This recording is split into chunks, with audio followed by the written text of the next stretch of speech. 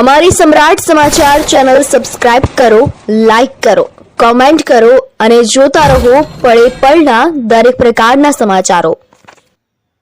ભાવનગર જિલ્લાના તળાજા તાલુકાના અલંગ અને મણાર ગામની સરકારી પડતર અને ગૌચરની જમીનો પર વર્ષોથી ખડકાયેલા દબાણો પર રાજ્ય સરકારની નજર સ્થિર થઈ અને નિર્ણય લેવાયો દબાણો હટાવવાનો.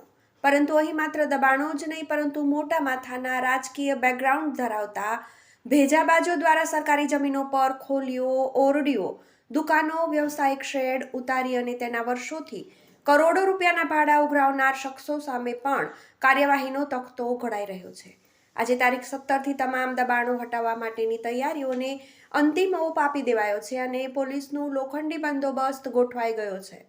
સરકારની સીધી નજર છે લાંબા સમયથી તળાજા મામલતદાર કચેરી દ્વારા દબાણો હટાવવાની પ્રક્રિયા ખોરંભે ચડેલી હતી તેનું નિરાકરણ લાવવા માટેના પ્રયાસો કરવામાં આવી રહ્યા હતા.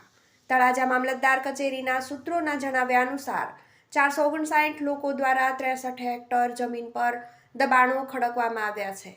મામલતદાર કચેરી દ્વારા આજે 17મી ડિસેમ્બરથી તમામ દબાણો હટાવવા માટે સંબંધિત સરકારી તંત્રની જાણ કરવામાં આવી છે.